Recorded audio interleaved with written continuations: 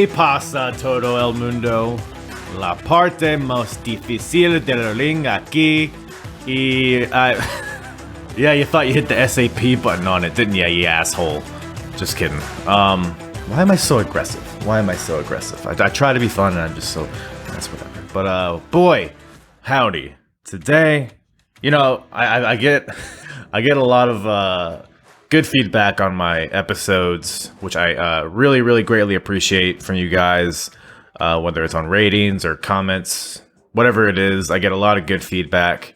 But the one constant criticism that I always get, is that, hey, hardest part of the ring, you don't have nearly enough Larry Zbyszko talk on your podcast.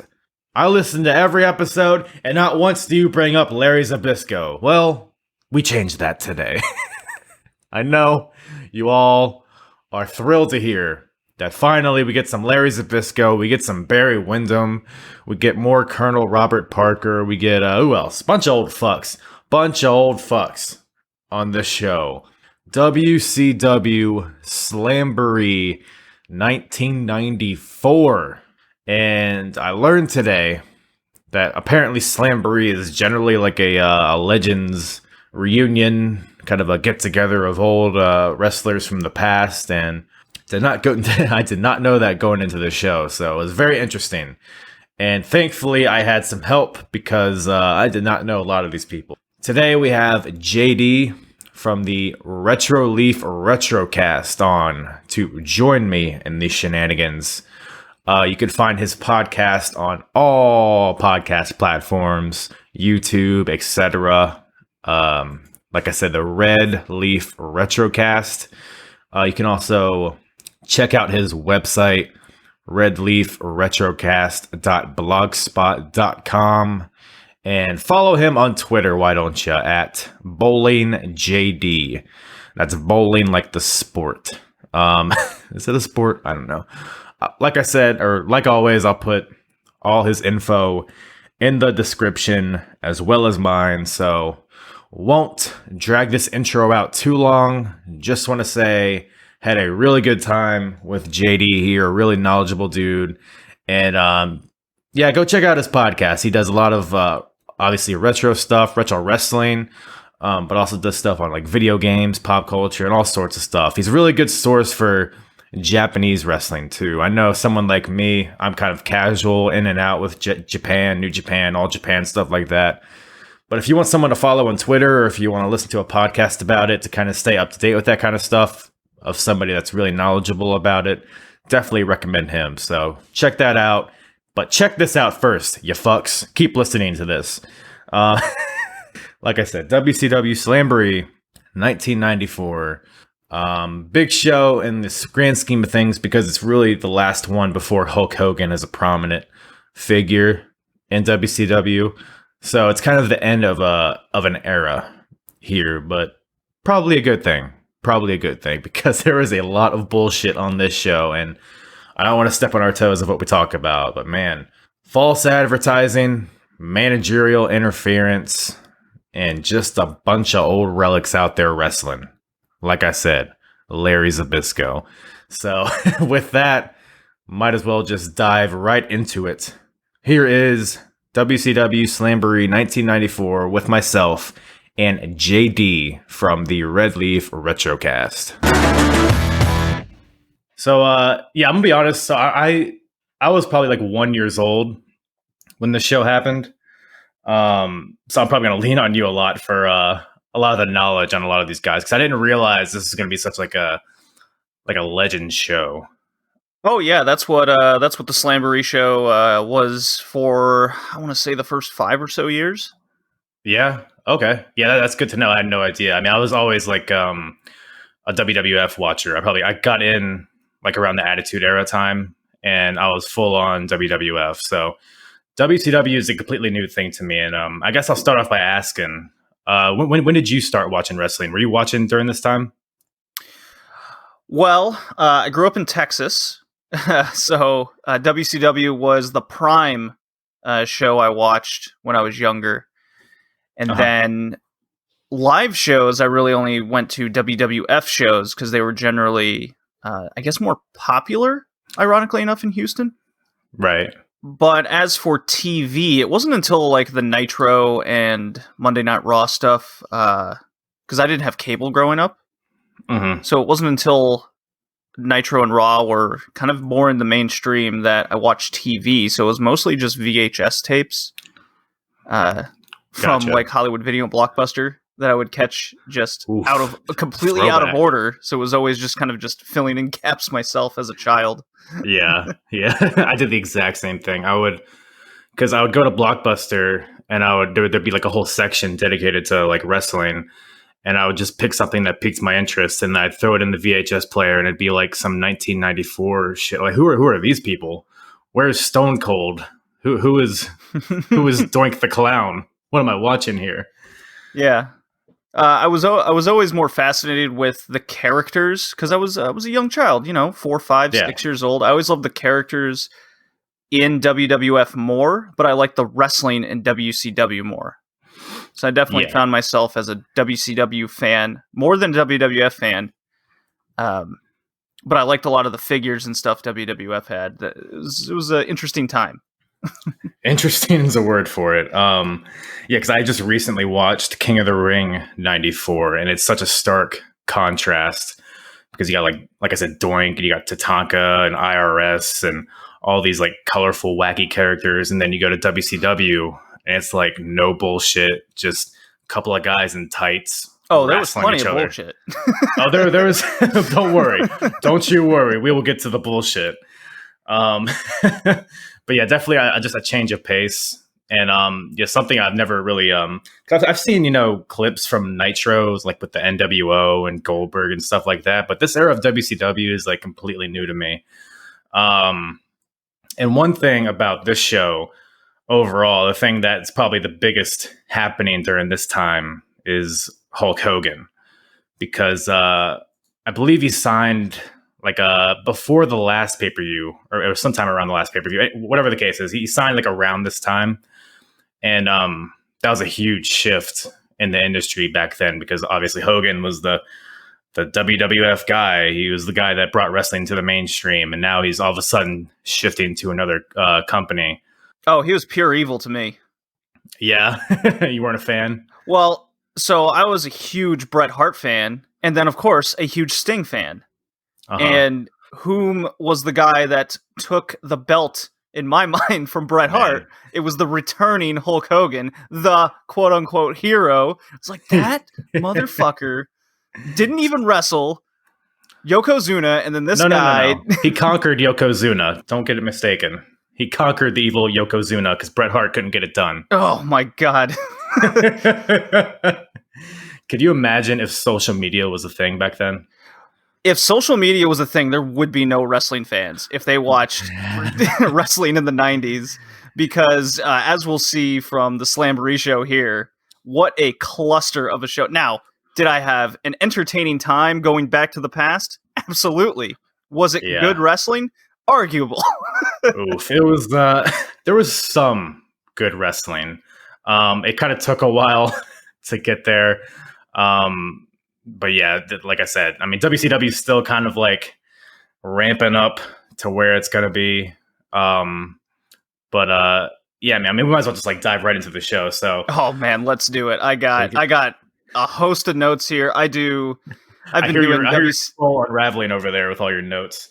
Jesus. I've been doing WCW Nitro 98, and I just finished it after like a 2-year journey, all of the Nitros and pay-per-views in 1998, and I'm just started 1999, starting with, of course, the first show of the year, because I don't know if you knew this, but according to Tony Schiavone and Eric Bischoff, WCW was going to be the promotion of 1999. That's what they tell me. Was it? I mean, that's why would they lie to us? They wouldn't lie to us even on this show that we're going to talk about. Are you telling me it wouldn't be false advertising? Yeah, man, you're in the heyday of WCW 98, 99, and then I just say nope. We're gonna pull you back, and we're gonna make you watch Larry Zbyszko wrestle. I hate him on commentary. I might hate him more as a wrestler. We'll get to that point if I decide which either one is worse. I'm gonna tell you something. As a 27-year-old, the only reason I know Larry Zbyszko is because he used to be the general manager in TNA. Oh. That was a big thing in his career, right? That was a thing at one point. I mean, don't even get me started on TNA. Like, you want to bring me back for a TNA episode just to hear me just go into a fueled rage of what, like, there's a reason why WWE never saw that company as competition. Yeah. Man, I literally just did a TNA review yesterday, but that's like 2005 TNA, which is like when it was pretty good. I mean, it was an alternative. It was a good alternative. It wasn't. It couldn't replace WWE, but the X division, the tag division, then was fucking awesome. Really enjoyed the X division. All right, you know what? I'm just gonna have to bring you on my next TNA pay-per-view review, and we'll get into it then. I'm in. That'll get pretty heated. I feel. I already know. I'm in. But man, I'm gonna tell you what is not the X division is some of the legends that were brought out in the beginning of this show. Man, what a blast from the past. Oh, I can't wait to talk about the mistakes that they made. Well, you go ahead and tell me, lay it out for me, because I'm gonna be honest, I don't really have anything because all these guys are before my time. It was cool to see a lot of these, because I mean, unfortunately, a lot of these people that the legends that they brought on are gone at this point. So it's cool to see in that sense. But yeah, man, tell me what they did wrong. Well, so the problem with WCW was, first of all, it's the booking. It was also a lot of the false advertising, and it was also being in Philadelphia and bringing out a bunch of people that they didn't know. Yeah. Yeah, they because ECW was a thing at this point, right? ECW was a thing. You saw a ton of ECW signs, chants for ECW, because that's what happens when you bring Terry Funk to the show. You don't want one of the guys that's going to be on your card and possibly in 2 matches. Why would you want people to chant WCW? Hello, kitty cat. I'm glad you're not. My cats have interrupted so many of my episodes. Why would you want people to chant WCW at your show when they could chant a rival promotion of the city? Yeah, just as long as they're making noise, right? They're just having fun, Michael. Yeah, they're Terry Funk, Sabu chants. They were chanting for the promoter of ECW of the time. We want blood. I don't know if you heard the Todd Gordon chants, but there were definitely Todd signs of Todd is God. I had to look this up because I'm like, that feels like ECW. Because I, as a child, growing up not in Philadelphia, didn't know what ECW was until probably when it was dead. Right. Same here. I think it was still Eastern Championship Wrestling at this point. Yes, if I'm not mistaken. Is correct. I think it was still like transitioning, so there was still a lot of hardcore elements to it. Yeah, and right at the beginning of the show, as they're panning over to their not paid crowd of 4,800 people, only about 3,000 were paid, I believe, if I have my stats. I refuse to believe that crowd was jam packed of Johnny B. Bad fans. Well, it's funny you mentioned that. Well, you know what? I'll save that thought for when we get to the first match. So they trot out all these legends. I have the list in front of me. No reason to really go through them all.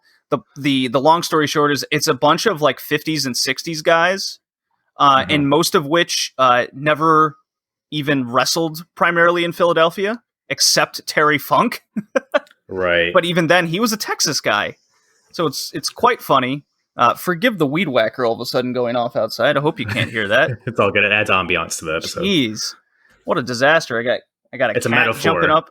Well, you know what? It's a disaster for what Slamboree 94 was. It's all tying together, folks.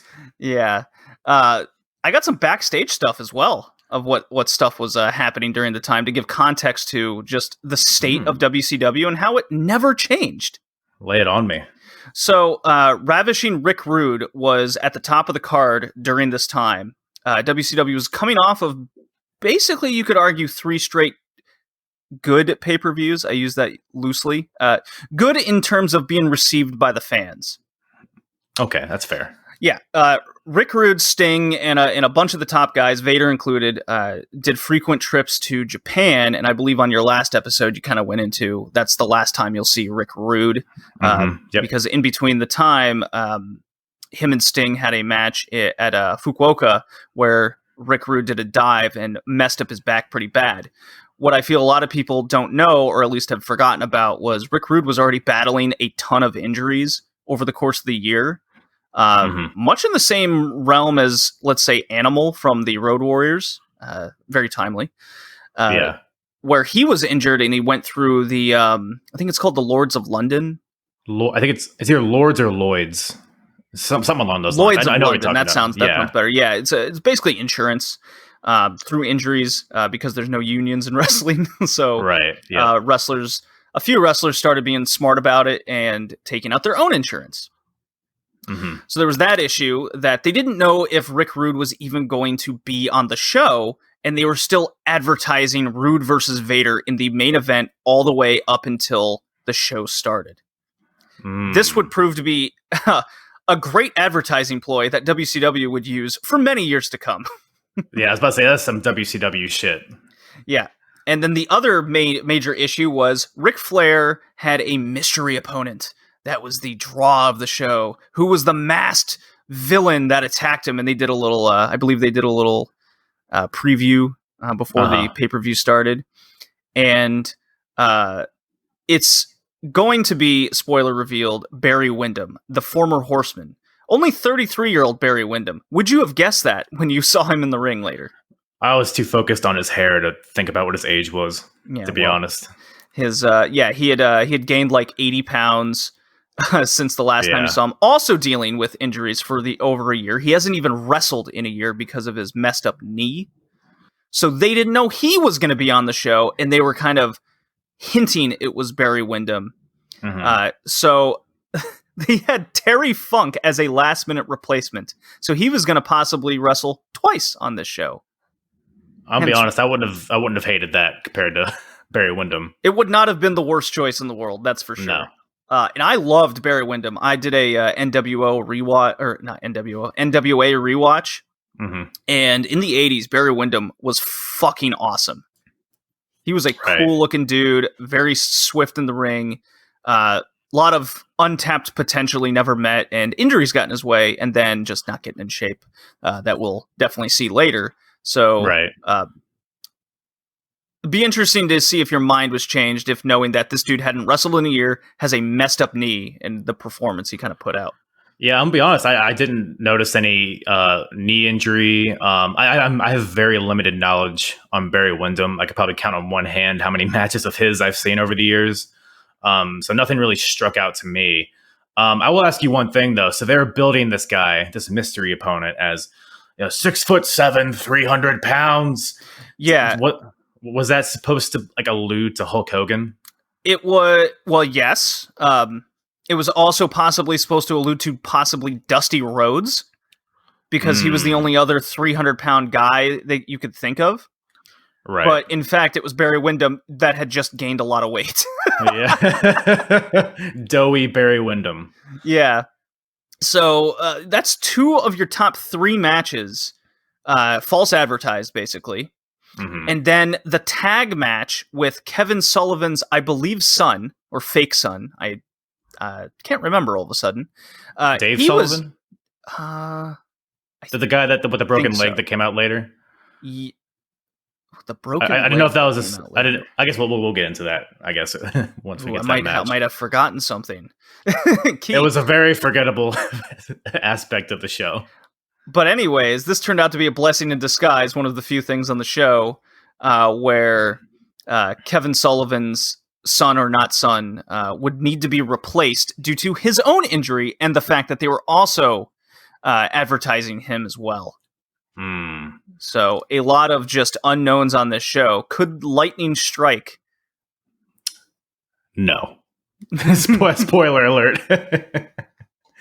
Oh man, that's so funny. I mean, this whole show, Slamboree, is kind of like, I mean, it's the last pay-per-view before Hogan, correct?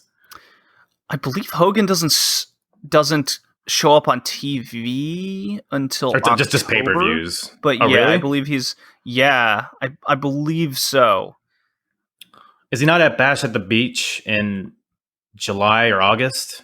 Well, that's in '95. He's definitely there because that's the NWO turn. Or is that Right. '96? I'm messing up my years now. Sorry, I'm twisting all your wires. It's okay. Let's concentrate on '94.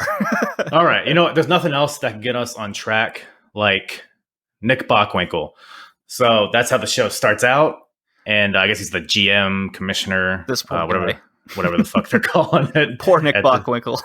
Man, he's got a lot of stuff to wrangle on this show. But so as you mentioned, the whole Rick Rude thing, he was the international world champion, and actually retained it in that match that he got injured in Japan. Which, by the way, if you guys haven't seen, anybody listening, if you haven't seen that match or that injury, it's crazy to watch. You can find it on YouTube because the injury is brutal. He basically jumps off the top rope to the outside, lands. There's like a little crease in between the side of the ring and the ramp, and just lands like right on his lower back. It's brutal looking. It's a raised stage. Right. That is. Yes. But he's still able to finish the match, which is unfathomable. I mean, he just top rope moves, suplexes, like can't even imagine. But yeah, so he's obviously forced, since he retained the title in that match, he's forced to strip it, or they were forced to strip it from him. And their whole reasoning behind it was, he used the title to retain it. So after looking back at the footage, we've come to the conclusion, like all this, whatever the WCW bullshit they did. You can't ignore the fact that they use the old Bill Watts rule of you can't jump off the top rope. That's illegal. Is that? Ruling? Is that what they did? I might have missed that. Oh yeah, I mean, a great rule from WCW. I almost expected a DQ of being clotheslined over the top rope to be also part of it. Man, now you bring that up, because Spring Stampede, that reminds me of the Steve Austin Great Muta match that ended with Austin throwing Muta over the top rope and getting himself DQ'd. Oh yeah, man. Rules exist only when convenient for WCW. You want to see a man drop kick his TV for a bullshit finish, that'll do it. One could say that WWE in 2020 has really taken a liking to finishes like this. That's a whole different podcast in itself. It absolutely is. So yeah, Nick Bockwinkel brings out Sting. Sting comes out in his terrible tie, his blonde hair. He walks out to the ring. His awesome sunglasses inside with the rope attached to the back. They were sunglasses, that's for sure. No reaction to Sting either from the crowd. No reaction to a lot of things from Philly. They show. Reacted, just not the way that WCW probably wanted them to. Not towards the ring, towards Colonel Parker's suit and Terry Funk. But we'll get into that. So yeah, Nick Bockwinkel basically lets Sting know that, hey, we're yanking the title from Rick Rude and we're giving it to you. And then Sting's like, I don't want to win the title from the boardroom, or whatever he said. Audibly hearing ripoff chants starting from the crowd immediately. Great start to the pay-per-view. It really sets the tone. So basically that sets up Sting versus Vader in the main event, because Sting wants to earn it, because babyface, etc. Well, at least he got that right. I guess he's trying. He's doing his best. Speaking of doing their best, the opening match, because every WCW pay-per-view in this era has to start with Johnny B. Bad. Hell yeah. Mr. Johnny B. Bad wearing a I Love Philadelphia shirt and getting booed by Philly's faithful.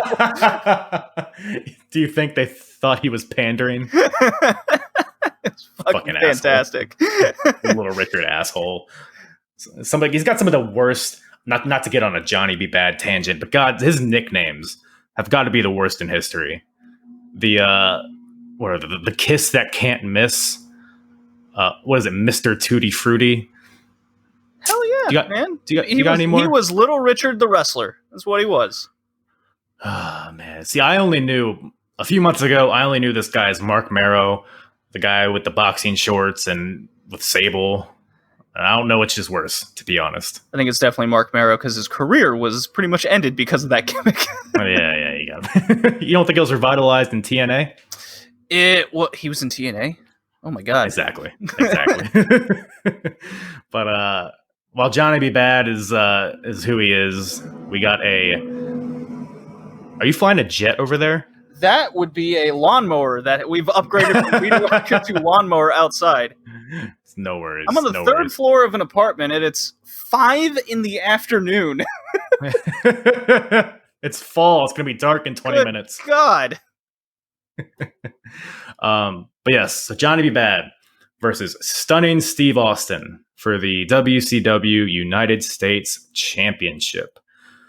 I saw this on paper because I looked at the card before I watched it, and I was like, oh, this will be a pretty good opener. It'll get the crowd hot. It'll get them on fire. And then there's a lot of wrist locks. A lot of hammer locks, a lot of headlocks. And then all of a sudden, the finish comes when Colonel Parker, who is Steve Austin's manager at the time, Colonel Parker gets on the apron, yelling at the ref for whatever reason. And then, lo and behold, Steve Austin ends up accidentally hitting Parker off the apron. Johnny B. Bad rolls him up for a 2 count. However, the bell ringer had a happy trigger finger on the bell. Rang the bell prematurely. They just kept wrestling as if it didn't happen. And then they did another botch, I guess. It kind of looked like a botch to me, at least. Oh, it was definitely a botch. Yeah, it was awkward, if nothing else, because Johnny B. Bad went for a back suplex, to which Austin countered. I don't know what he was going for here, but it did not look good. But it ended up with him on top. They were going to do this old school double pin type situation. And then Austin was supposed to be the one that got his shoulder up at the end, but of course they like fell on each other. Right. I don't know why this is the example that comes to mind, but China and Jericho, I think, did that spot. You know what I'm talking about, right? I know what you're talking about, yeah. But yeah, I guess, that kind of ending I could see, but it was pretty much just Austin smothering Marrow, molesting him of some sort on the mat for the win here. It was way too much mat work for the first, it must have been at least 12 of the 16 minutes. It wasn't the worst thing I've ever seen, but it's definitely not very exciting. I could have really used for at least a tope and a Canadian destroyer to bring this match back. Yeah, we need more super kicks. It's funny because, like, not to keep tying it to WWF at this time, but I feel like this is obviously, it's like a transition period in wrestling. It was a down period in wrestling, but you have WCW, who is like on one end of the spectrum, just no bullshit, just wrestling, and then you have WWF, who is all character work, all colors, all pyro. And then I think as the years 96, 97, 98, they start to like kind of meet in the middle to find that perfect balance. But yeah, this match was just too much wrestling for me. I don't know about you. Well, you have to understand that the 70s, 80s, and prior were a lot of mat wrestling. That's just what I'm sorry. It's not my fault, I swear. I like it. It's like background music. So you're seeing this issue in New Japan as well during the early 90s. It wasn't until you had the Keiji Mutos of the world and the cruiserweights that WCW would eventually bring in to make the matches more exciting. You can only have Larry Zbyszko from the 70s carry on so much. People wanted more. Wrestling was not popular in the early 90s. There was the steroid scandal that really brought down a lot of it in a lot of people's eyes. The stars were getting older, and it just was, honestly, it just wasn't really all that exciting. This is why ECW came to be and wanted to make their own style. There was a lot of feeling out periods, and this is also why you see a lot of stars just fade out and young people come in. That's why it was coined the term the new generation, right, in WWF. Right. WCW was really trying to find that as well, but they were really bent on, poaching rather than developing. Otherwise, they would have kept the Cactus Jacks, the Steve Austins of the world. So they just really had a tough time reaching new audiences. They had a very loyal fan base from the NWA, right? And it transferred to WCW, Georgia Wrestling, Mid-South, a lot of that. That stayed consistent throughout, but they couldn't get that. Well, I mean, let's tie it to AEW. They couldn't get that second million, as people would say, right? Right. We're talking about a company that's been around for years at this point, while AEW is only 1 year old. There's a big difference here. Yeah. Yeah, there are similarities, though, in that they're maintaining their loyal audience that they have. They're catering to who watches it and not necessarily expanding to try to grow their audience. Like I said, different magnitudes here, different levels, but kind of similar in some senses. Yeah, and as we get through the card and the booking, I'm going to say this now. I would argue that if the booking was better, then perhaps they could have in time grown their audience, but that wasn't WCW's way. Yeah. Yeah, it was very unsustainable in the ways that they grew their audience, because they did, obviously, in time, but that was through Hogan and bringing in Razor Ramon and Diesel and, Macho Man and all that stuff. And it was very little homegrown, quote unquote, talent. Well, I mean, we could look at the card here, and there wasn't a lot of young people on the card in general. No. But I also think, to be fair, that's kind of the nature of the show. I think it's kind of built as a past versus present kind of feel. So I think that plays into it a lot. Yes, just to be devil's advocate. Yes, the Slamboree show was a show built on honoring the past, but they're not the ones wrestling, right? Yeah. And you hear that in a lot of the interviews from the legends, where they would put over the new talent. Oh, they're faster, they're stronger, they're better than I ever was or we ever were. Do you want to get back in the ring? And then they'll go, oh no. While you can kind of see them mumbling to That'd themselves. be ridiculous. Yeah. Well, you see them like mumbling to themselves like, wrestling's broken, it's ruined, it's terrible. The state of this industry is awful, very. It's every generation, right? Wrestling's worse than it was beforehand, right? Right. When in fact it's probably better. But one could argue in the early 90s it was very rough, but for other reasons. Yeah. My favorite example, and I don't want to get ahead of myself, but after that street fight towards the end of the show, and they cut to who's it, Vern Gagne, Luthez, yes. I think. That was my favorite. Because they do that throughout the show, I guess, because we don't need to go into every single segment they did. But it was kind of a thread throughout the show. In between matches, they would cut to the legends. It'd be Mean Gene on the stage, and he'd have two legends on either side of him. And no storyline implications or anything. It was just good-natured, hey, where are you living now? You want to get back in the ring? Nah, punches him in the shoulder. That kind of stuff. So, although we did get to see some very old-school looking people. My favorite was definitely what was his name? Red Bastion. Red Bastion and his glorious mustache, and it made me powerful. It was a powerful mustache. It made me think of the Butcher and he has very good facial hair going on, especially his stash, but it's not as kept up. So I just got thinking, man, if he had that match against Moxley and he had a mustache like Red Bastion over here, main event star. Man, yeah, it was vertical, almost at his eyes. It was glorious. I loved it. We need more of that. That's what we're missing in wrestling today. Some goddamn mustaches. If you're gonna go wacky character, you gotta own it. Yes, absolutely. But man, speaking of wacky, like I said, we won't go into every single segment here, but I just want to make note of the hotline. And it's basically the whole deal here was you could call a number and vote on should Cactus Jack be banned from wrestling, which is so I listened to Eric Bischoff's podcast, 83 Weeks, and it was in his Spring Stampede 94 episode. He mentioned, because Cactus Jack had a crazy street fight on that show too, and that was basically what caused Eric to get rid of Mick Foley, is because he was just too reckless for himself, for his opponents, for the fans at ringside. So this hotline being a we thing saw an makes example me of that in the match later. 100%. So it's like, was this like? I mean, obviously the fans aren't going to determine whether he's banned from wrestling or not. But like, is this like a? Do you think it's like a rib on Mick Foley here, or do you think there's any like storyline implications to come out of it? Well, I mean, he was ousted from the company shortly. I believe it was in ¡94. Yeah, I believe so too. Yeah, because he was in ECW not long after this, I think. Yeah, him and Terry Funk. God, what a volatile time! Wrestler of the year, Terry Funk, I believe, or at least he was a contender in '94. Funny enough.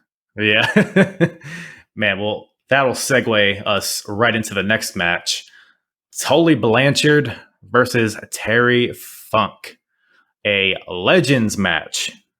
Is what they're billing this as. And you got Gordon Soley on commentary. You got Terry Funk coming out, who at this point was already a 30-year legend, which is crazy because I think that dude is still wrestling, if I'm not mistaken.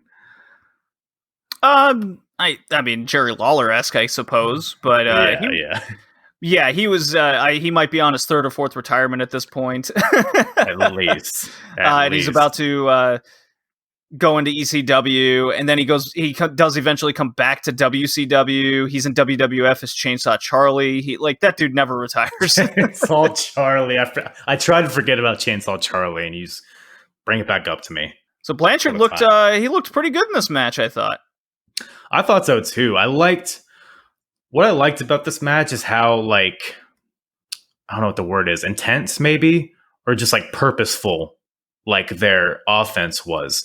You know, even though this is pretty much just like a spectacle showcase, whatever you want to call it, these guys were working pretty hard in there. ECW chance a foot in this match. Like, how could you not expect that though? Like, you have Terry Funk doing a moonsault. You got a botched pile driver off the second row. You say that. You say it was a botch, but I think Mr. Blanchard over here was like, I'm not doing that.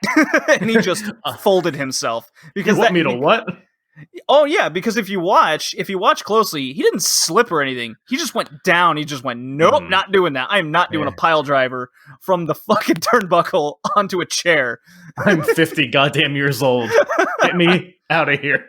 Let's go Terry home. Funk, you are a madman. I'm not having this. And the rumor from the insiders of the time was Funk was supposed to win this match just in case he had to go later and to build him up for a world title match. But Mr. Tully Blanchard was like, I'm not fucking jobbing for this old man. Of course not. Who would do that? So that was why this match went to a double schmoz DQ, in which, of course, the fans were less than pleased. Hey, it was a hot branding iron. So, you know, it was hot. It's hot branding iron. Of course. Absolutely. That's why you choke someone with it. Exactly. That's why you just grab it with your hands and don't scream. I did get a kick out of Terry Funk elbow dropping and Junkyard Dog headbutting a straw hat that he took from a fan after the match in his fury.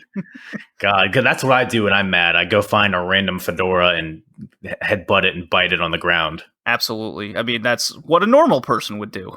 What an unhinged motherfucker this Terry Funk is. I'm so sad we didn't see him in a second match tonight. Oh, wait, we did see him again. Oh, no. Don't worry, folks. We're not done with Terry Funk. Double duty Funk over here. But we got some more gold before that. Oh, no. Lord Steven Regal versus Larry Zbyszko. Non-title, though. Right, because it's a pay-per-view, so, you know, why would it be for the title? Well, you got to build up. See, they saw in the future and like, oh, man, TV money is where it's going to be at in 25 years. Let's build matches on a pay-per-view so we could pay them off on TV. Yeah, let's build this fresh new star in Larry Zbyszko. God damn it. Yeah, the living legend, didn't you hear? He is living. He is living. No doubt about that. I joke about it, but the dude, he was looking pretty stacked out there. Larry Zbyszko. Larry Zbyszko was never not in good shape. Steven Regal was a problem in the 90s, to say the least. Yeah, he loved some vices, one might say. The question, did you time how long it took? Because this is Larry Zbyszko, and I've seen my Larry Zbyszko past matches. Did you time how long it took them to physically come in contact with each other? If I did not time it, but if I had to guess, I would guess 2 minutes. Oh, you would be exactly correct. Was it 2 minutes? It was 2 minutes. It was, well, as outrageous as that is, like, I loved Regal's mannerisms during this whole match. That was like a thing that was constant in his whole career, is that he was so good at doing like subtle little things with his face or with his body language that makes British, you though. fucking hate him. Exactly. He has that smug Tea and Crumpets Harry Potter ass face. And he's just, you hate him for no reason, just because he's walking a certain way. And I think that's kind of was the idea. But yeah, you probably could have trimmed that to a minute, maybe 30 seconds of that, and then get to the wrestling. The quote unquote wrestling that we saw. There was some wrestling. Yeah. I'm trying to it was a very forgettable match. I'm going to be honest. It was a lot of just, mat work. It was pretty. Are you telling me you didn't like the second of the managerial interference on the show already in 3 matches? It's good stuff, man. It's such good shit, pal. So, just to recap, we've had a botched schmaz managerial interference, a double DQ, and now another managerial interference leading to the finish. Yeah. 3 for 3. What's his name? Lord Little William or Bill Dundee hit Zbyszko with an umbrella. Of all things, Mary Poppins would be proud. Of course, Zbyszko kicked out. So, if this sounds familiar, it absolutely does, because we just saw it. Got to keep him strong. Him strong. He ends up winning though with a slick little counter to a double arm suplex, the old classic. Over his head. Has his arms locked on the ground, pin. Sure. So, guess it earns him a title shot. Cool. On TV. Yes, it does. Can't wait. Yeah. You know what pisses me off? They don't have WCW Saturday Night from 1994 on the network. I don't get why. Because I wanted to watch them to the build. I mean, it probably would have been a waste of time anyways. But I kind of wanted to watch them and build it up to this show. But unfortunately, I probably won't get to see Larry Zbyszko challenge for the title. Oh, you poor soul. What will you ever do? I'm probably just going to go punch a wall and cry in my pillow. We move on to all the plaques being handed out to the people, to the legends. My main criticism here is that it didn't last long enough. Did you notice Michael Buffer was messing up a lot of names? And I believe there was a point where Mean Gene was, I think this was at the beginning of the show actually, where he signaled for Terry Funk, but he never came out. Yeah. See, was that because they kind of alluded to that, because Terry Funk had an interview later in the show and they kind of alluded to that. Was that just playing to how unhinged and unpredictable he was? I guess, but it really just came across because it's WCW. I was like, of course they wouldn't get it right. Yeah. Because during this plaque presentation, I believe it was the Assassin who got booed, because nothing like bringing about a super heel for a Philly crowd to cheer, right? His plaque was not facing the camera. It was backwards. Of course not. And I looked this up. Apparently, they had given him a second Harley Race plaque. So he wasn't supposed to show it. Man, you could have at least thrown a stock image of some masked wrestler on there. That's basically what he is. It's like, oh, sorry, we got your name and picture wrong on your plaque. Oh, nerds. If only you were also Harley Race. Sorry, Mr. Assassin. I love reading all these things about WCW because it's just so them. They will never not be WCW. What a shit show, man. That's the magic in watching these shows, is because WCW gonna WCW every single time. But yeah, the plaques, Harley Race, the Crusher, Ernie Ladd, the Masked Assassin, Ole Anderson, Dick the Bruiser. Yeah, just a bunch of old fucks, I guess. But I guess that's what the show's built around. So Yeah, I mean, I don't mind. It was cool seeing a lot of the legends. It was like, all right, well, I mean, I'd prefer you to just do this in passing rather than this big pageantry on a pay per view. But yeah, the pay per view was short. I didn't really mind it. yeah, it would have been like an hour shorter without all the legend stuff. But that's fine. Yeah, give the old Crusher his moment out there with his cigar. I Ah, love to see it. it was great. I always love a good giant. You know what?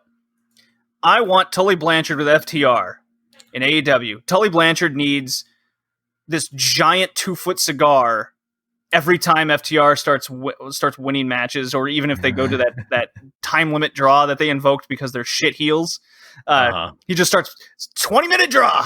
Win again, boys. And he just lights up a 2-foot cigar.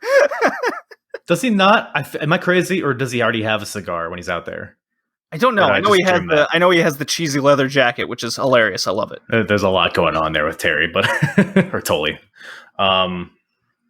But man, we got a slobber knocker on our hands in this next match. Oh no, do we have to? Because we all know, everybody knows, you're a big Bunkhouse Buck guy. Everybody knows. This is new You're to me. you're notorious from it. You love them, but yeah, it's fine. It's fine. Everybody has their own opinions. But I saw Bunkhouse Buck on this card, and I just went, some good shit, right? why? We're about to get some. I believe he was wrestling. like voted the worst wrestler of the year. One of these 2 years in the mid '90s, he was horrible. He was a horrible gimmick. They built pay-per-view matches around this guy. It was a bunkhouse match. Oh, It sounds like I just made that up, but that was a thing. it's a bull rope nonsense, no DQ match. It Whatever. was so correct me. So I'm very unfamiliar on Bunkhouse Buck. I've only seen him in the last pay-per-view, Spring Stampede, and this match. Yeah, So I think you got your Bunkhouse Buck knowledge up to snuff. So he's a heel because he's from Tennessee. Yes. Okay, I got Sure, it. Just why want to not? make sure. Just want to make sure I'm caught up. Facing Dustin Rhodes, the Natural. Yeah, this match was what it was. Bull rope match. You got a rope. You got a bull, et cetera, et cetera. I actually did like their previous match, that bunkhouse match. It was just Other whatever. Bunkhouse match. The Spring Stampede had the bunkhouse match. This show had the bull rope match. So Oh, they were they're the kind of same playing. thing. Whatever. No, they're different. God damn it! There was no bull ropes in the first match. I don't think there might have been actually. I don't know. I mean, we it's won't talk Dustin about- Rhodes. He can't help himself with the bull rope. 1994 Dustin Rhodes. Yeah, you got to have a rope in there somewhere. But yeah, this match was what it was. It was just a couple bell shots, a couple choking him with a rope, et cetera, et cetera. It seemed like it was a bunch of no rhyme or reason to anything they were doing, and then all of a sudden it was over. Well, I mean, you can't forget about Colonel Parker on the outside. Right, because one thing I was saying during this match is, man, I don't think we got enough Colonel Parker on this show. Well, not only do we not have enough Colonel Parker on this show, we don't have enough managerial interference. 4 for 4. He's a heel, brother. He's a heel brother, and the post match was probably the best part. Yeah, this is like, honestly, who gives a fuck about the match? The post match, good old Terry Funk. He's back, back. baby! Woo! Because the crowd demands more. They honestly probably did, being in Philly, but Well, he was booked for double duty, so he's got to come out now. He's not going to be in that world title match he wasn't booked for or advertised for. my God, what a bunch of nonsense this company was. I gotta take over here because Terry Funk Go for it. just storms out, just screams down with a branding iron. I guess he never let it go. No, but it was still hot though. It didn't cool It's down. definitely still hot. Commentary was very adamant about telling us that it was He still sees the hot. smoke. Yep. So I don't know whether he found one of the amazing crackheads backstage that was Probably. booking the show, but that was how he kept the branding iron hot. So he comes out, he starts just beating Rhodes to death with this thing. Juices like none other, like Cody Rhodes on an episode of AEW. Yep. And you would think Terry Funk, 30-year vet, and Bunkhouse Buck. I think he was like 20 years in the business at this point. Surely they can hit a stuffed pile driver on one Dustin Rhodes. Nope, Dustin Rhodes went full sack, and I'm in the jet engine again. What a great episode. I think it all goes together. Yeah. Dustin Rhodes must have been watching not Terry Funk. Well, yeah, maybe he was. Watching Tully Blanchard earlier. He's like, man, he was the smart one. He didn't take a pile driver. What a great idea. I'm not going to take a pile driver at all. I love it because Buck, he picked him up twice or three times for it. And then Terry Funk just goes, I'm done. I'm just going to hit him with this branding iron some more. I've already worked enough tonight. You are worthless, Bunkhouse Buck. What a mess that, I don't even know. I guess because they brought Terry Funk in here, and I'm like, okay, it's just going to be like a showcase for him, a one-off, just to make the Philly crowd happy. But it seemed like they're trying to factor him into storylines or something. Yes. Supposedly, I don't remember if this set up the tag match between Dustin and Dusty against Funk and Buck. Funk and Buck. Be careful saying that too fast. I believe that was supposed to set up a pay-per-view down the line, a tag match between Dusty and the group there. That's money, I guess. Yeah, nothing like old man Dusty Rhodes coming back in the 90s to wrestle. I don't remember at what point in the show this was, but they kind of cut back to Dusty Rhodes, who I guess was in Hollywood. Oh my God, yeah. I believe that was earlier in the show. Yeah. Do you have any idea what he was filming? I don't remember what he was filming. Because I got to find that movie, whatever it is. Yeah, I don't remember, but he did say that he wasn't retired and he was still in his prime. yeah, he's still shucking and jiving. He's still as athletic as ever. He was definitely not in his prime. He was. I will go as far as call him a liar. This was post Polka Dots, right?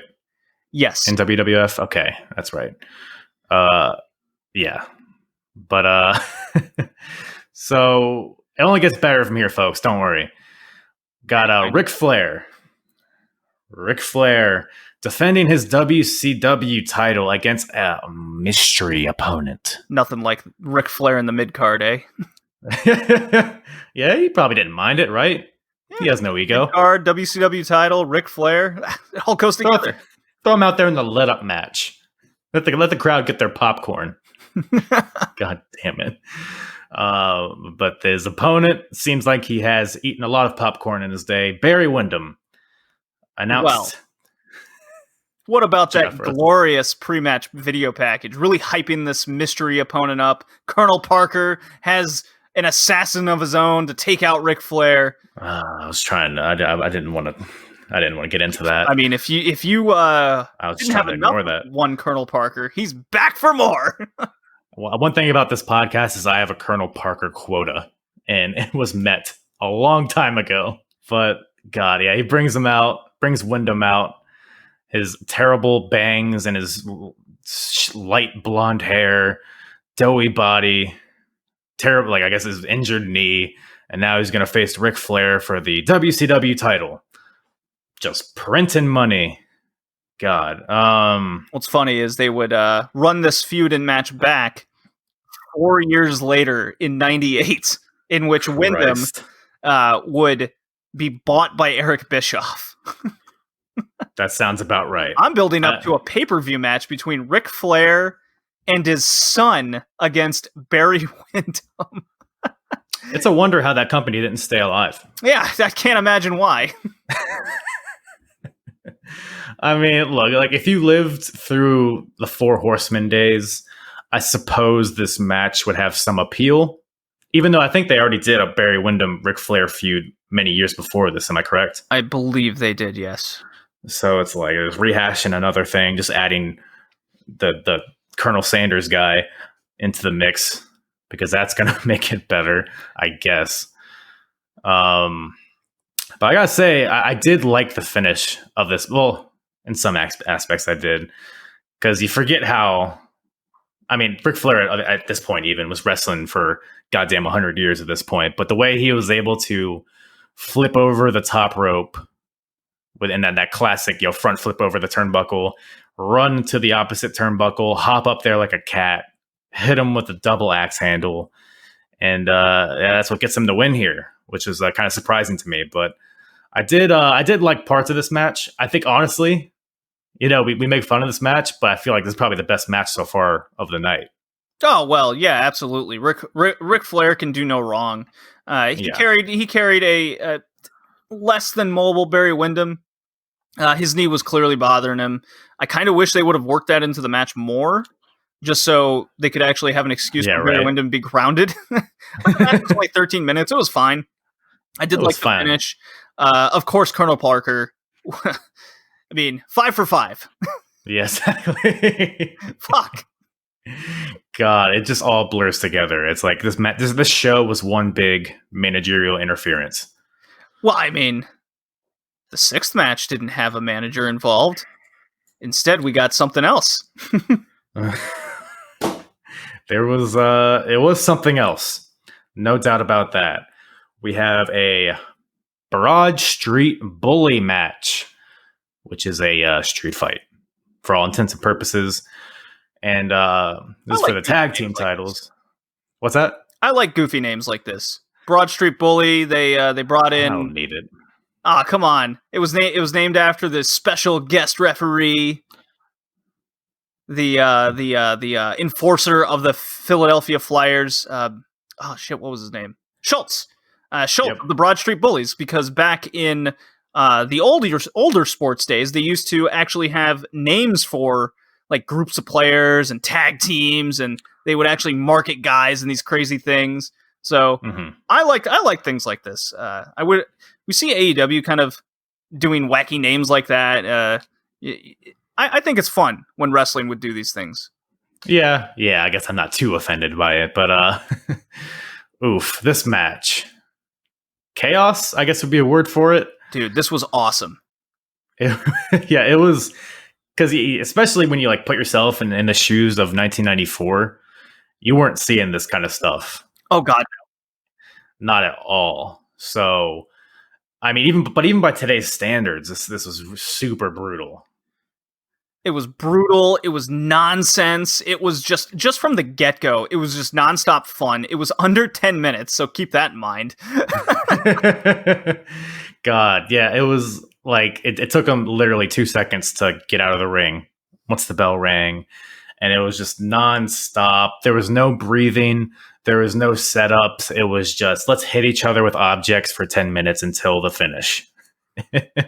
Pile drivers on the ramp. You got trash cans. You got what else was there? Guitar shots, I think. Oh, that came funny. That was later. I'm sorry. Mr. Famous Philly Flyer Schultz was the special guest referee. He wore his hockey jersey. He came out with the hockey stick because he plays hockey. I don't know if that was really bashing the crowd over the head with the fact that he's a hockey player. Yeah, David Schultz of the 70s Flyers. I don't know why I was thinking he was from the 80s, but he was just basically there to count the pin, and boy did he. Something like that, yeah. This motherfucker not only counts the pin, he gets involved because you can't touch his fucking hockey stick. I did get a pop out of him pulling the jersey over Sags and gooning him up like a hockey player would. That was a very good spot. I popped hard for that. I was like, yeah. You could tell he was having so much fun with that, because at first, like the first punches before the shirt, he was like trying to work it. But then once he pulled that shirt over, it was like, oh, all bets are off. I'm back on the hockey rink with this shit. Oh, it was great. I like to think he was shoot punching Mr. Sags there. Everybody was shoot everything in this match. Good God. Oh yeah, it was just laid in. Oh, laid in harder. Yeah. Open chair shot to the head? Absolutely. Give it to me. How about that lighting rig over there? Oh, yeah. Hit me in the back of the head. Yeah. It really was like they had no plan, and they were just finding random stuff they found on the ground, and they were hitting each other with it. Oh, it was great. Cactus Jack doing elbow drops onto a trash can to the cement floor. How is that dude still walking? I have no Tell me idea. that. His this is why his hips are just thrashed, right? He's doing things like that. He should be in a wheelchair 10 years ago. Same with like Jeff Hardy, like those kind of guys. I guess if you do it so much, maybe you get callous to it. Oh, I don't Who know. knows? Maybe they're just made out of metal at this point.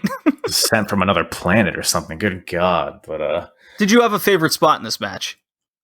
dude, I'm gonna be honest, it all blended together. I will say, you know what? Yes. Although actually no, it was post match. It was my favorite part of this whole deal. When so yeah, the Cactus. I don't even know if I mentioned who was fighting in this match. It was Cactus Jack and Kevin Sullivan versus the Nasty Boys.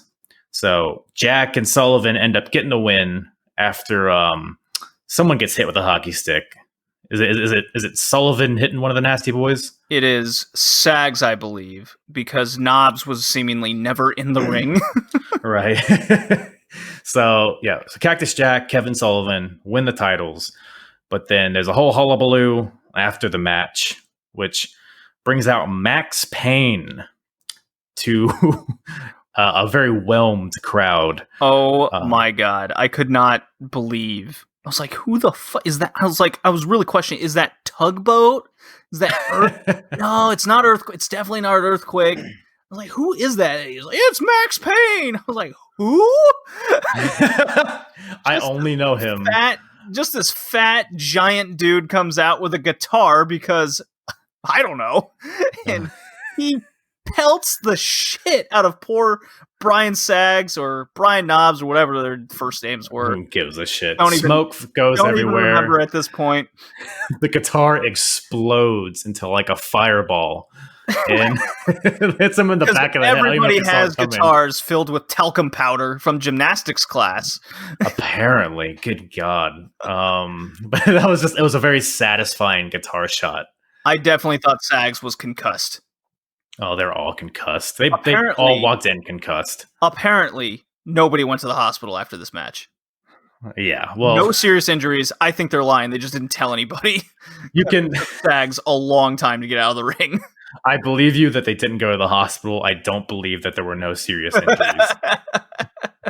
This was a time where it was like, fucking just rub some dirt in it. Take a whatever painkiller they were taking during this time. Ludos or whatever they were called. I was trying to think of a street name for it. Whatever the ECW boys were taking. I bet Terry Funk had his connections. Man, you think he took a few things to get him nice and numb? I don't. I mean, at least a bottle of whiskey just poured over, like soaked in it, pores all filled. Yeah, I definitely love this match. It was the best match on the entire show because it didn't have a managerial interference, at least when the referee got involved this time, because there has to be some sort of shenanigans. Yeah. At least he had a fun spot. Don't touch my hockey stick. I'm the hockey player. Then he did the goon fight. And could have used it at the fast count, but I'll just chalk that up to he was just super excited because the Nasty Boys are, well, I don't know if you heard this, but they're nasty. Ooh, so no doubt about that. I don't think they compare it to Max Payne's nastiness, but God, that dude just looks like he smells bad. This is the first thing I thought of when I saw him. I'm sure he did. God, I'm sure he was. But man, now that brings us to the main event. Ready to Rumble, etc., etc. Sting versus Vader. Michael Buffer called the ref by his wrong name. So, I can't stand Michael Buffer. I don't know what it is. He's just an asshole. To my left, the man in black with red. Yeah, we see him. Well, yeah, because he called it real sports. It's got to be the boxing, the MMA, all the things, the real things you're not watching. Got to call it exactly like that. His over embellishment of where these people come from, all their accolades. It's Michael Buffer coming down to the ring. This man has a really well kept lawn. His taxes are all in order. Just needless facts. As they're coming to the entrance. They're ridiculous. It gets way better in later WCW when he does wacky main events on Nitro for no reason, and he's just he lists off the most random things. Like you gotta write it down word for word one time, where just the wordage he uses is very strange. Just something that pops into my head is from the War Games in '98, where he goes, "The winner will by mandatory means have to face Goldberg if they win this match." You don't have a choice, according to Michael Buffer. Mandatory means, wasn't that like a pay-per-view or something WCW did? Oh no. That I mean, if Russo was booking it, he would have probably come to something like that. But it was mostly about the Deadly Sins later. Ooh, Sold Out. Oh, that was definitely one. Always one of the worst pay-per-views WCW would put on every year. Douche chills every single time. But but this main event here for the international title, Sting versus Vader. I quite enjoyed this match for what it was. Because Vader, it's not peak Vader by any means, but not too far off, I don't think. I mean, he was definitely past his prime. He still had a lot to give. He was out of New Japan. I believe he was also out of All Japan at this time. Right. I believe he was in the UWF, if I have my facts straight. That sounds right. I think that's what he was going back and forth between WCW and that. Mm-hmm. Yeah. But he was definitely on the downslope, but he was still... Look, if Vader could do a moonsault off the top rope at this point, I'm going to give him all the credit in the world. Oh, yeah. I mean, he could wrestle his big man simple style. He did until the day he died, pretty much. He couldn't walk anymore. That's how special Vader was. People like putting, Mount Rushmores or top 10s together for favorite wrestlers or just best wrestlers ever. In my opinion, Big Van Vader here is one of the best of all time. I definitely put him in my top 10. Absolutely, yeah. Just super unique. He was a draw in many different companies. Ironically, the only company that never booked him well was WWF, the Land of Giants, as people would say. Just shows that spoiler, I'm not a big WWE fan. Man, really? I couldn't tell. Yeah, I couldn't tell, right? So yeah, Vader was awesome. This match was no exception. I've seen better Sting Vader matches, but this one was still good. If there wasn't every single match with a manager interference or ref bump of some kind beforehand, I probably would have thought this match different, but I was checked out over ref bumps, manager interferences, DQs. Like, can we please have one clean finish? This card was not meant to be. Hey, but at least this main event had 0 managers involved, right? Sure. I actually did get a kick out of the finish, even though, managers aside. It had so Vader misses the moonsault. Sting goes for the pin. Fucking Harley Race, who's got to be 50, 60 at this point. Yeah. Gets to the top rope, goes for the headbutt, misses because Sting moves out of the way, hits Vader by accident, and then funny. Like, the funniest part. Not a DQ, eh? Okay, cool. No, but speaking of the ref, the funniest part is the way that the ref just shit cans Harley Race out of the ring, just like shoves him out. Oh yeah, it was great. Get the fuck out of here. Was it Randy Anderson or Nick Patrick? I forget who was the ref here. They both kind of looked the same. Michael Buffer called him Randy Anderson. His name's Randy Peterson. Was it not Randy? Wasn't Randy Anderson a person though? Maybe. I don't know. The referee was Randy Peterson, the guy who the famous angle on Nitro later, in which I believe it was the same guy, where he would actually come down with cancer, fight it, survive it, and then they used it in an angle on Nitro because WCW, and they fired him on live TV, which was apparently a shoot firing. Because why wouldn't it be? Right. Because it's WCW. Classy people. God, that sounds like 2000 WCW. No, that was like 96, 97. Okay. Years later. So, yeah, you can't have all wins, I guess. You got to have a few L's in there. Yeah. Oh my God, that angle's horrible. They brought out his wife and child, and Eric Bischoff berated him on live TV. He's like, we don't need you. But was anybody on a pole or a forklift? No, that was definitely 99, 2000. Yeah. Oh, okay. So you see my timeline's mixed up there. I think that's the problem.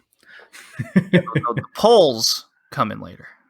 God, Viagra on a pole. Can't wait till we get there. Yeah, the Harley Race interference was ridiculous. He just waddles his way out because Oh, it's fantastic. Yeah, he although the ref taking the crossbody was outstanding. I love that. He probably was pissed off that he had to take a 275-pound Sting onto him. Yeah, that was a lot of velocity. Sting looked brutal, but God bless the ref for that, man. As you said, but yeah, the finish after the ref just says "fuck you" to Harley Race and boots him out of there. Sting goes to the top rope. It's a frog splash on Vader, who had just gotten headbutted. Sting pins Vader and wins the International Championship. So, do you know how long they keep this international title in the picture? Because I know it was brought in due to some contract disputes or something like that. Well, am I right? I don't remember the facts, and I should have looked it up. What happened with the international title, but no, it doesn't last very long.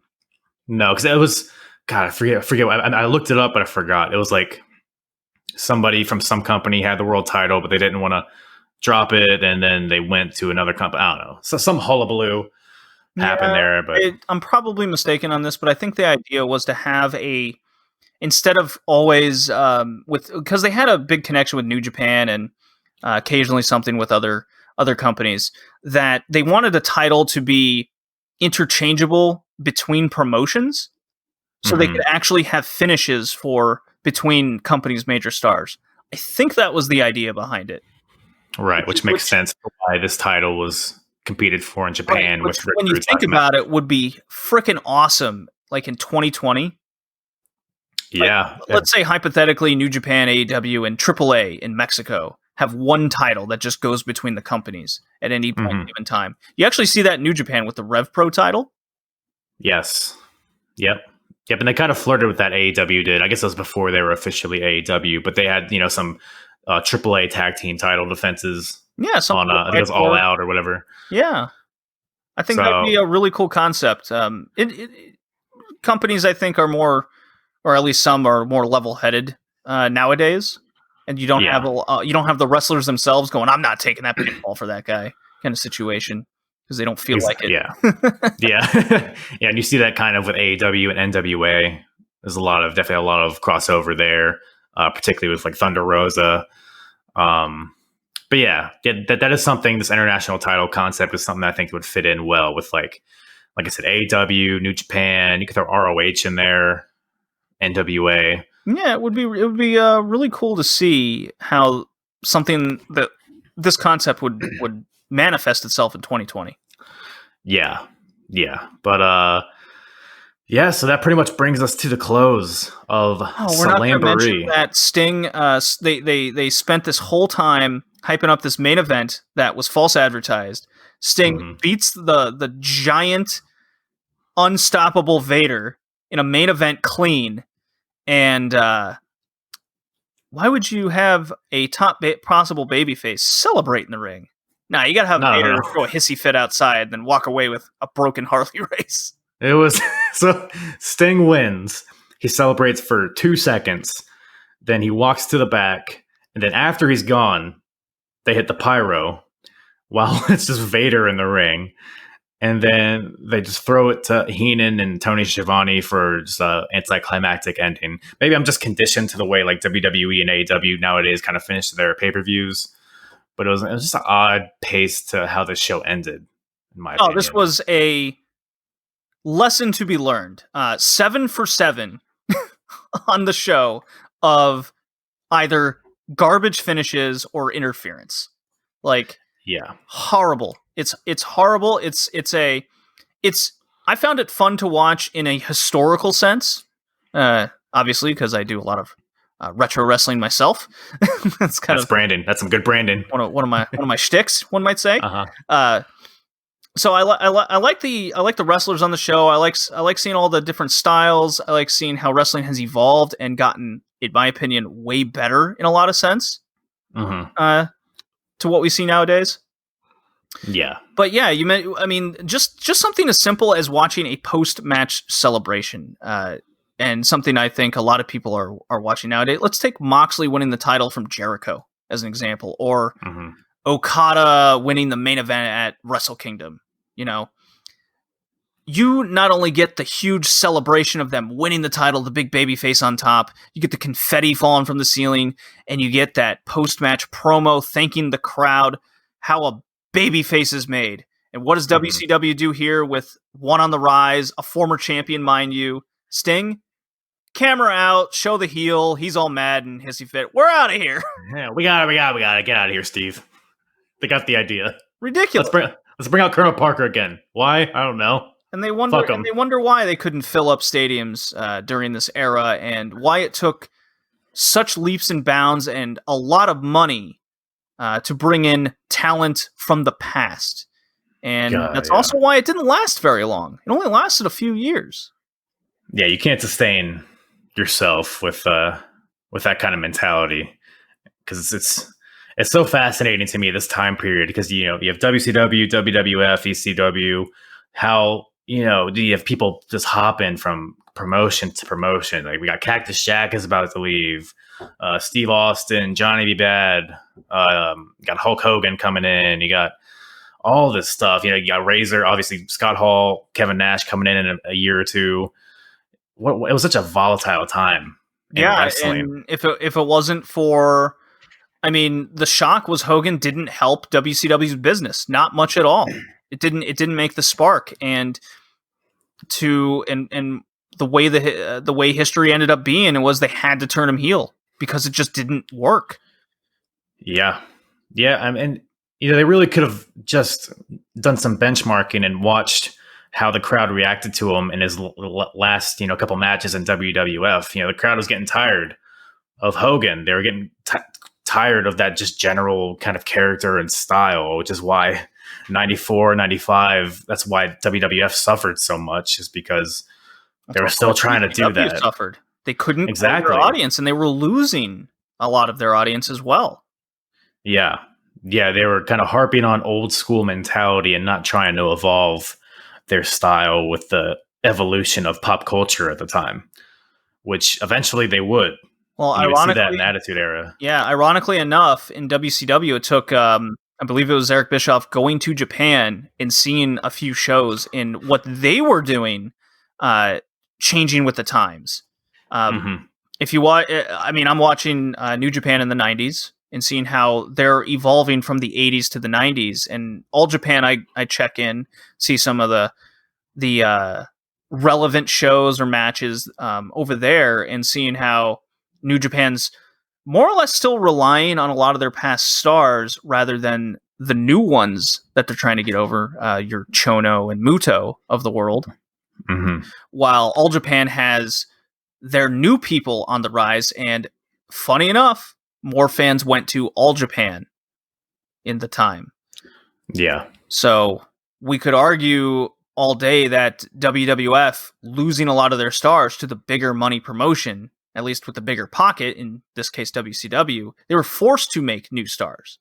They were forced to sign, you could quote unquote WCW rejects, if you will, right? The Steve Austin, Cactus Jacks of the world, and build them up and utilize their development system and actually try to get them over.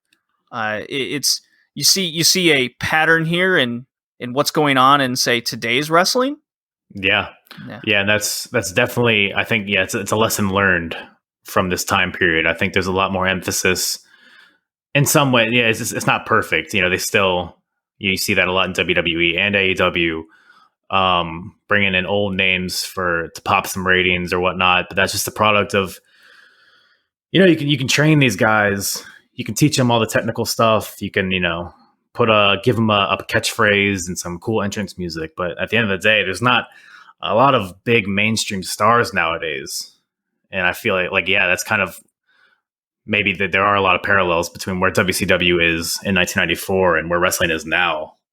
Oh yeah, you could mix, just to compare WCW and WWF of the 93, 94 era, and how unpopular and unmainstream it really was, and how looked down upon it was in the industry, stigma-wise, to WWE and AEW, a lot of companies are doing the pros and cons to what the era used to be.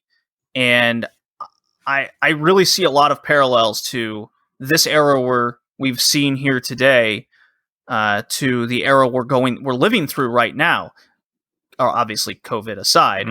Yeah. Just from the way the industry's moving and the way television's moving and the way stars are being groomed. Who was having a tough time making new stars during this time? It was WWF, right? While WCW had the quote unquote stars, aka let's say AEW has the Jericho and the Kenny Omega of a different market, right? But they are stars. Who is going to be the one to actually build up the new ones? That's what's most interesting. And that's why going back to eras like this and seeing, the Steve Austin in the undercard here and what we know he became, Sting as well. Who rises up, who falls. I just like seeing the parallels of then and now. It's pretty cool. Yeah. And that's really why I go through all these shows. WCW 94, WWF and all that stuff.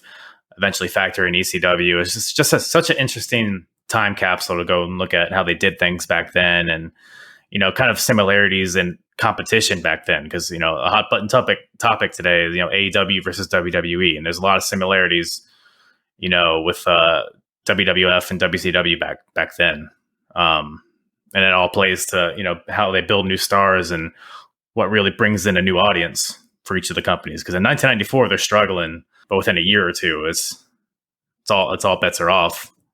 Yeah, and if you want a concept of how still more popular wrestling was at the time, at least in a TV sense, Ric Flair and Ricky Steamboat in WCW the week prior drew a 2.4 as opposed to, say, the 1.6 that Raw is doing these days. Yeah. And then WWF, 2 days after this pay-per-view, Yokozuna and Earthquake had a sumo match that did 3.5. One was good wrestling, one was not. Yeah, it really, puts in perspective, the wrestling quality, quote unquote, really isn't the variable that matters. It's kind of the characters and the entertainment value, which, I don't know, maybe somebody was entertained by Yokozuna versus Earthquake. Oh, I remember that match. I was not entertained. And Ric Flair, Steamboat, they had wrestled so many times at that point. But stars will be stars. You just got to hit the market, right? And what is that? What do people want? WCW couldn't figure it out during this era. WWF was still struggling with their golden era type stuff. Mm-hmm. It's fun. I look forward to listening to more of the Apron Bump on your journey as you go through these tough times. Absolutely. Well, you know what? I might just have to bring you on again and have you suffer through it with me a little bit more at some point. I'd be happy to. I would be happy to be back, because I always love watching old stuff and comparing it to the new. Absolutely. But yeah, Slamboree, it was a show that happened. That's for sure. But yeah, man, thanks again for making some time, coming on here and talking with me about some suspect wrestling. Oh, thanks for having me, and the lawnmowers outside. Absolutely. It only enhanced the show, I think. You could call it my managerial interference. Yeah. I love it. But yeah, do you have anything else that you want to promote? Oh, well, I mean, obviously listen to the Red Leaf Retrocast. If you're a fan of gaming, anime, and of course wrestling, do a bi-weekly wrestling podcast. It's all on the Red Leaf Retrocast site branding. Every 2 weeks come out with not so much the wrestling maybe everyone is super familiar with. I do AEW reviews with my mom, who is a lapsed fan of 20 years. And she's just gotten back into wrestling, AEW in particular, so we review that. These days, watch a lot of Japanese wrestling, New Japan, Dragon Gate. I don't think there's a lot of podcasts about that. DDT, the comedy promotion, which compare to AEW a lot. That's where Kenny Omega faced the blow-up doll, right? That did happen once upon a time. So did Kota Ibushi. We can't forget about that. The New Japan star. It's not just Kenny Omega. That's a pretty good match, though. I'm gonna be honest, dude. Yoshihiko the Blow Up Doll makes stars. You can't deny super this. over. Super over too. Former Iron heavy middleweight champion too. That sounds made up. And then do a lot of women's wrestling. The best in the world, the Joshi scene, Stardom, Ice Ribbon, and the like. And then of course the retro stuff. We do All Japan Women, almost in the 90s. Did the entire 80s. New Japan through the 90s, going through that journey currently in 1993. And then WCW myself. We just started 1999. The next episode will be the dreaded Finger Poke of Doom episode. Ooh, doggy. Spoiler, it's worse than you remember. I have a hard time believing that. Oh, yeah, because most people only remember the poke. You don't remember the show. Yeah, it's probably for the best. It is. Did you know Goldberg gets arrested on the show for stalking? You know, I believe it. Yeah. Good stuff. No WCW trouble believing that. WCW. Yeah. Yeah, man. You're like my go-to Japan. Because I follow you on Twitter as well, and I love because I'm kind of in and out with Japanese wrestling. I usually watch the climax. But this year I've only seen a few matches here. And there, the G1's been very good. As we go on, we go through I'll be doing a top 20 G1 matches because there's so many. Co-host is doing a top 10 himself, so that'll keep you up to date. The stories involved with the G1, what's going on. It's bi-weekly, so we do a little. It's a little bit quicker in how we cover things. Yeah. I'll definitely have to check that out because. Hey, I try to keep up with it, but it's just so much. It's so much. But yeah, for anyone listening, you want a unique look at wrestling. I don't think, like you said, I don't think anybody's doing podcasts on Japanese wrestling, at least to the extent that you do. A lot of people stick to just New Japan. Maybe there's a couple All Japan ones out there, but there's definitely not a lot of DDT and Dragon Gate ones out there. That's for sure.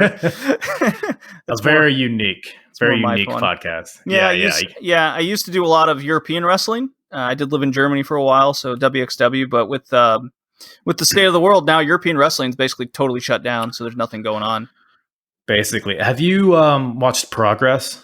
Oh, absolutely. Every single one.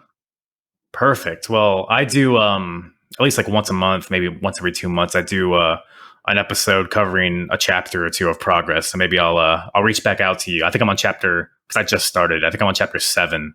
You're about to go into the start of Will Ospreay, a very young flippy one at the time. Yes, you're about to go into the reign of Jimmy Havoc, which is one of the better. Obviously, a lot of these names are going to strike bad chords these days for obvious reasons. Ligero. That's what's I think tough about European wrestling right now is a lot of the scrutiny that comes with it. It's. My recommendation is it's good wrestling, it's good booking, it's just unfortunate the real people involved and guilty or not, or innocent or what have you, you're still just going to have to try to get by it. Yeah, I mean, the way I look at it, I can still watch Chris Benoit matches, so I can watch a Ligero match. Right, yeah. Yeah, you can kind of compartmentalize it a little bit, but yeah, so that's pretty much all I have. Once again, man, thanks for coming on. Definitely want to bring you on again at some point. Oh, thanks for having me. Happy to be here. Man, oh man. Once again, thank you to JD from the Red Leaf Retrocast for joining me on this tomfoolery of an episode, but I definitely had fun, and hopefully y'all did too, amongst our rambling about WCW in the mid-90s. apronbump.com, redleafretrocast.blogspot.com. Follow me, follow him, follow your mother, follow this dick bitch. Okay, sorry. Anyways, thank you guys once again for listening. I'm hard.